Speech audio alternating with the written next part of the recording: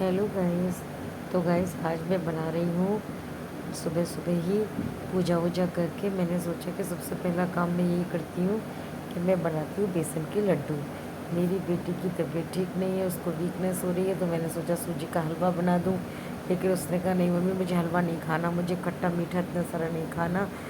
तो मुझे तो आप लड्डू बना दो, क्योंकि उस दिन उसका रिज़ल्ट आया था तो मैंने उसके लिए लड्डू बनाए थे। एक्चुअली मैंने भोग प्रसाद जल्दी जल्दी बना दिया था, 4-5 लड्डू।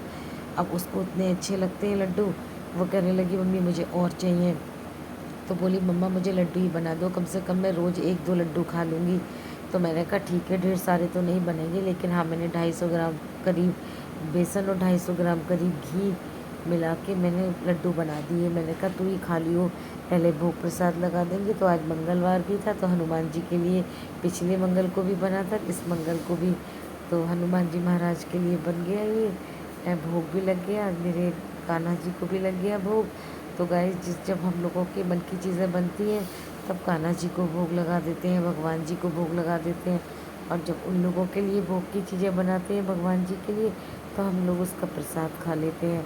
तो इस तरह से गाइस हम लोग अपनी भी चीज़ें और उनकी भी चीज़ें आपस में खाते पीते रहते हैं, वो हमारे मन की।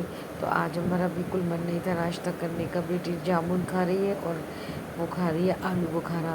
और गैस यहाँ पे ना मैंने थोड़ा अचार का सामान सुखा रखा है, पंखे में ही थोड़ा सा अचार डाला था, हल्का सा, ज़्यादा नहीं।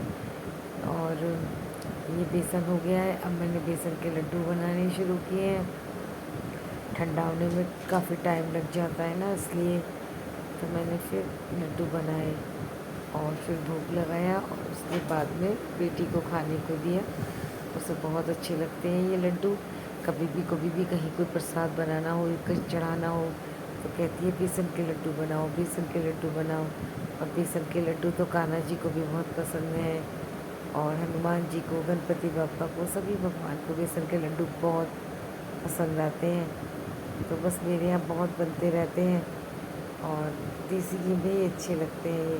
फिर शाम को हमने कढ़ी चावल बनाए, क्योंकि दिन में हमने इडली सांभर बना लिया था। रात को हम डोसे बनाए थे तो बचा था सांभर वगैरह, तो हमने सूजी की इडली बना ली थी। तो अब मैंने कढ़ी चावल बनाए थे, तो मैंने हनुमान जी को और राधा रानी को, सभी भगवान जी को भोग प्रसाद लगाया। तो बस इसी तरीके से हम लोग बनाते रहते हैं। ज़रूरी नहीं है डेली ही हम ऐसे खाना बना के भोग प्रसाद लगाएं, लेकिन जब जिस दिन भी हम कोई स्पेशल कुछ बनाते हैं ऐसा, और बिना प्याज व्याज का किचन में बनता है सामान, उस दिन हम खाने का भोग लगाते थे, वरना उनके लिए अलग अलग चीज़ें बनाते हैं।